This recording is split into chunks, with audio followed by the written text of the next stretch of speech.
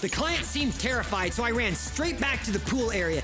Dave had managed to contain the snake until I arrived, and when I saw it, I realized why he needed help. This thing was fast and big. He was one of the most recognizable faces on A&E, a metalhead exterminator in all black leather, taking on snakes, alligators, and massive wasp nests with zero hesitation and zero fear. Billy the Exterminator ran for 6 solid seasons, pulled in millions of loyal viewers, and made Billy Bretherton a genuine TV personality. Then one day it was just gone. No finale, no proper goodbye, no explanation, just silence. Fans were told the show was canceled, given no reason why, and left to wonder what happened. So today we're going through the full story because the real reason this show ended is a lot more complicated than most people realize. Who was Billy Bretherton, and why did people love him? To understand why the show's ending hit the way it did, you have to understand why it worked so well in the first place. And that starts with Billy himself, because he was genuinely unlike anyone else on television at the time.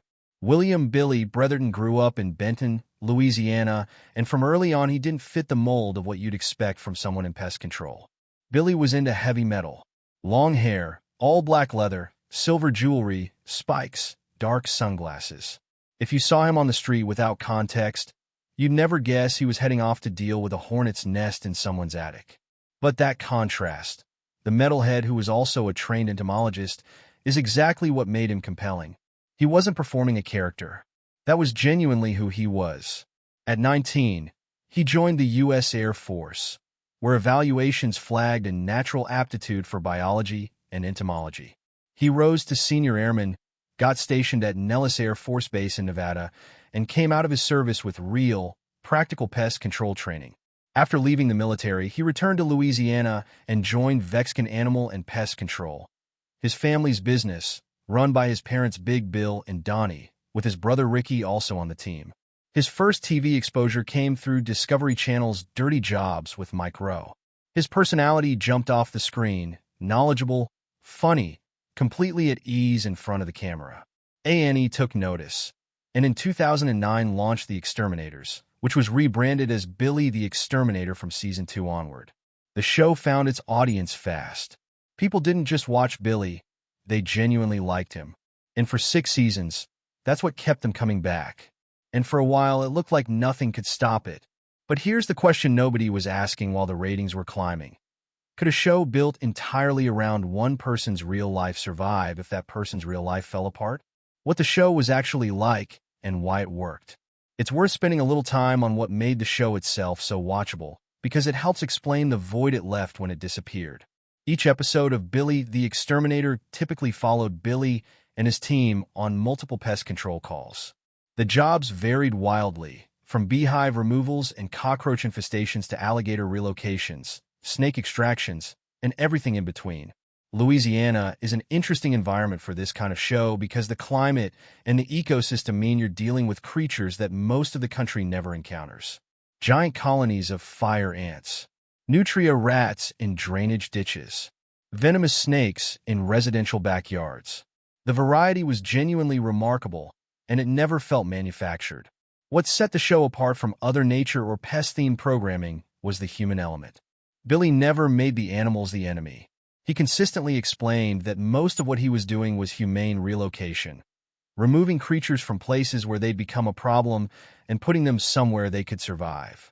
He had real respect for the biology behind what he was dealing with, and that came through in how he talked about it on camera. The production itself was aware of a structural quirk in the format. Since they never knew exactly what footage they'd end up using from any given call, Billy and Ricky had a habit of narrating what they were doing in real time, explaining the species, the behavior, the method of removal, so that key information wouldn't get lost regardless of which scenes made the final cut. It was a smart workaround, and it also made the show more educational than it might otherwise have been. The family element was a significant part of the show's appeal. His parents were warm, funny, and supportive. His brother Ricky was his closest collaborator and a skilled exterminator in his own right. Billy's wife Mary also appeared in earlier seasons, though she eventually stepped back from the show, reportedly because she simply wasn't comfortable being on camera, though there were also rumors of behind-the-scenes friction that never got fully addressed publicly. Across 6 seasons, the show never dramatically reinvented itself. It didn't need to. The core formula worked, the audience was loyal, and Billy's personality carried the weight of each episode without strain. By every reasonable measure, Billy the Exterminator was a show that should have continued running for years. So with all of that working in its favor, the audience, the format, the family, the ratings, what could possibly have been strong enough to bring the whole thing down? The arrest that started the unraveling. Then 2012 arrived and everything started coming apart. That year, Billy and his wife Mary were arrested in Bossier Parish, Louisiana. According to reports, police found the couple in possession of synthetic marijuana, a substance that was becoming increasingly common at the time as a legal gray area drug, though many states were in the process of banning it. Billy pleaded guilty to the charges relatively quickly. The legal outcome was not particularly severe. He was fined $500 and ordered to perform community service. In terms of legal consequences, it was about as minor as it gets. But legal severity and reputational damage are two very different things, and the arrest hit differently in the context of who Billy was and what the show represented. Reality television, more than almost any other entertainment format, depends on the audience's relationship with the people on screen. It's sold as real life, which means the people in it are held to a standard that fictional characters aren't. When a scripted show's lead actor gets into trouble off-screen, it's awkward, but the character they play can remain untouched. When a reality TV personality gets arrested, the line between the person and the persona collapses entirely.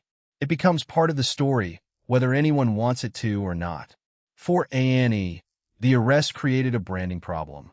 The network had built Billy up as this lovable, eccentric, family-oriented guy who was passionate about his work and good at it. An arrest, even a minor drug charge, introduces doubt. It complicates the narrative, and networks in this space are not generally in the business of navigating complexity around their talent when they have other options. It's also worth noting the timing. The arrest became public while Billy was still actively associated with the show. It wasn't an old story from before he was famous. It was current, and it ran in local and entertainment news. And he had to make decisions about how to handle it. And from the outside, it appears they made the quiet decision to step back rather than weather the storm. That said, the arrest alone might not have been enough to end the show. Networks have kept shows on the air through worse scandals. What really finished things was what happened next, within the Bretherton family itself. The arrest was the spark. But was a $500 fine and some community service really enough to kill a 6-season hit show? Or was something much bigger already breaking underneath the surface? The family fallout, and the end of Vexcon as they knew it. This is the part of the story that doesn't get discussed enough, because it happened largely out of public view. But it's arguably the most important factor in understanding why the show actually ended, and why it ended the way it did with no official farewell and no clean explanation. Following the arrest and the public attention that came with it, serious tensions emerged within the Bretherton family. The specifics were never fully disclosed. Billy kept that side of things private and was never detailed about it publicly. But the outcome was clear. He parted ways with Vexcon and relocated to Illinois, not a short drive away, an entirely different region of the country, hundreds of miles from Benton, Louisiana, from his parents, from his brother, from everything the show was built around. Because here's the thing, Billy the Exterminator wasn't a concept that could be picked up and transplanted. The whole identity of the series was tied to one specific reality: Billy Bretherton at Vexcon in Louisiana with his family. The moment he walked away from all of that, production had nothing to work with. No location, no supporting cast, no premise. A&E couldn't recast the lead or rebuild what had existed organically for years. Real life had already canceled the show before the network made it official. Ricky tried to keep things going with a YouTube series called Vexcon the Exterminators in 2015, but it only ran 16 episodes and never gained traction. Without Billy as the central personality, the formula simply didn't hold. And there was no farewell, no finale. Season 6 aired, and then there was just silence, which is exactly why people are still searching for answers years later. A&E now had no location, no supporting cast, and no production setup. So what exactly did the network do? And why didn't they fight harder to save one of their own shows? How A&E handled it, and what it says about the network. A&E's handling of the Billy the Exterminator situation tells you a lot about how the network operated during that period, and about how reality TV networks generally handle messy endings. The network made no public statement about why the show was canceled. Viewers were simply told it was over, with no explanation offered. This was a deliberate strategy, not negligence, but a calculated choice to avoid drawing more attention to the circumstances. If A&E had released a statement about Billy's arrest or the family situation at Vexcon, they would have been amplifying a story they wanted to quietly walk away from. Silence was easier. It's also worth considering where A&E was as a network at this point. By 2012 and 2013, the network was in a period of transition. Duck Dynasty had become a phenomenon that dwarfed almost everything else they had, and the network was increasingly focused on that franchise and a handful of other high-performing properties. Billy the Exterminator was a solid performer, but it wasn't their flagship. When the production situation became complicated, there wasn't the same level of institutional investment in fighting to keep it going that there might have been for a higher priority show.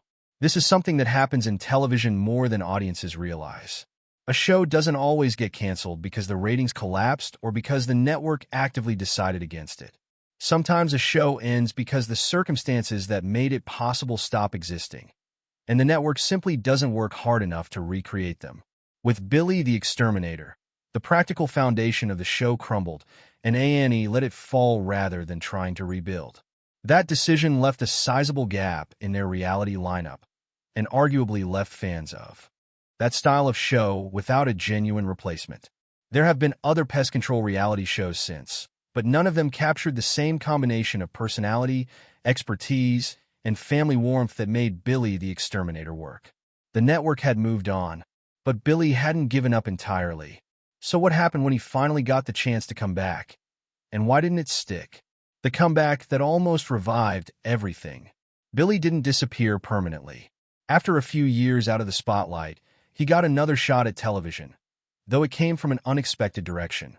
In 2016, Canadian network CMT approached Billy about a new series. The concept was straightforward. Take Billy to Canada, give him pest and animal control jobs in a new environment, and see how his personality translated to a completely different region. The result was Billy Goes North, a 12-episode series that premiered on CMT Canada in 2016. The show was well received by the fans who found it, and it gave Billy a chance to demonstrate that his on-screen presence hadn't dulled in the years he'd been off television. He was still immediately recognizable, still as comfortable in front of the camera as ever, and the format, essentially the same as the original show, worked just as naturally in a Canadian setting as it had in Louisiana. A&E took notice. In 2017, they repackaged Billy Goes North and aired it in the United States as what was presented to some audiences as the 7th and final season of Billy the Exterminator. For fans who had been waiting 5 years for any kind of return, it was a welcome surprise, even if it felt slightly disjointed from where the original series had left off. But that one season was as far as the revival went. After Billy Goes North, Billy stepped away from television again. There were no announcements of additional seasons, no development deals, no indication that a full return to the original format was in the works. He simply faded back out of public view. There are a few possible reasons for that. The gap between the original show and the Canadian revival was significant enough that rebuilding a mainstream American audience from scratch would have required real investment from A&E, and it's not clear the network was willing to make that bet. Billy was also older, and the years between had clearly changed his relationship to the entertainment side of the business. The hunger to be on television, if it had ever been a primary motivator, didn't seem to be driving him at this point. What the Canadian season did prove, though, was that Billy's talent for this kind of television hadn't gone anywhere. The window had closed, but the ability was still there. One Canadian season, one quiet exit, and a reality TV legacy left without a proper ending. But what does the full picture of this story actually tell us? And where is Billy now? Where things stand now, and what the story really means. Billy Bretherton is still in the pest control business. The family feud that drove him out of Vexcon and out of Louisiana has healed over time.